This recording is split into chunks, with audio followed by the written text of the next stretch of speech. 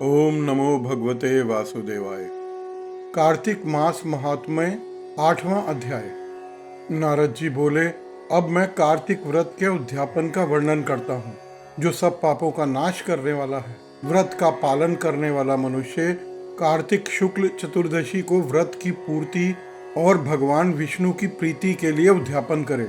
तुलसी के ऊपर एक सुंदर मंडप बनाए, उसे केलों के खंभे से संयुक्त कर नाना प्रकार की धातुओं से उसकी विचित्र शोभा बढ़ाए। मंडप के चारों ओर दीपों की श्रेणी सुंदर ढंग से सजा कर रखे।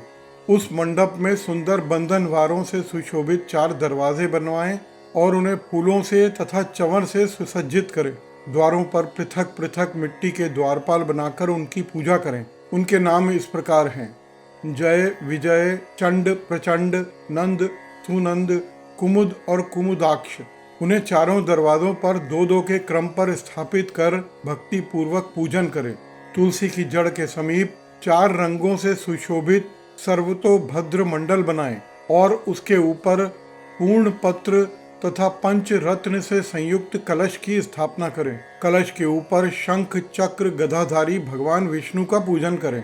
भक्ति पूर्वक उस तिथि में उपवास करें तथा रात्रि में गीत, वाद्य, कीर्तन आदि मंगलमय आयोजनों के साथ जागरण करें।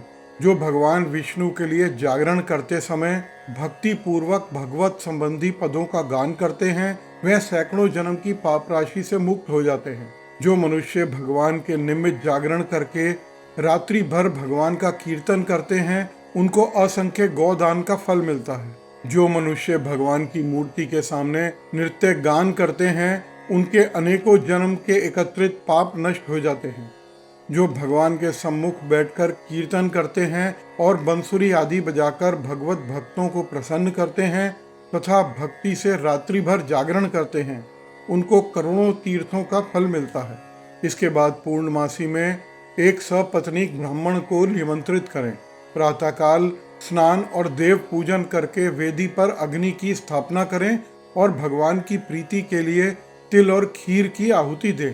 होम की शेष राशि पूरी करके भक्ति पूर्वक ब्राह्मणों का पूजन करें और उन्हें यथाशक्ति दक्षिणा दें। फिर उनसे इस प्रकार क्षमा प्रार्थना करें: आप सब लोगों की अनुकंपा से मुझ पर भगवान सदैव प्रसन्न रहें।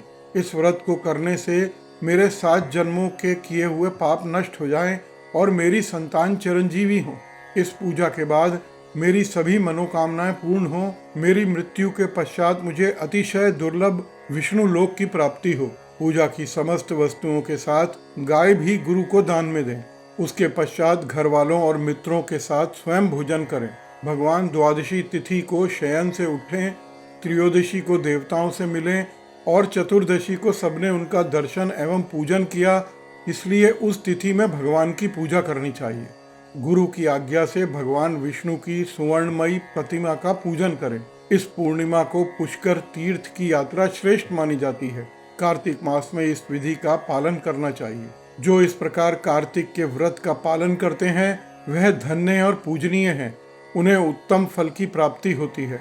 जो भगवान विष्णु की भक्ति में तत्पर हों, कार्तिक में व्रत का पालन करते हैं, उनके शरीर में समस्त पाप तत्काल नष्ट हो जाते हैं। जो श्रद्धा पूर्वक कार्तिक के उद्यापन का महात्म्य सुनता या सुनाता है, वह भगवान विष्णु का सायुज्य प्राप्त करता है। कार्तिक मास महात्म्य 8वां अध्याय समाप्त हुआ।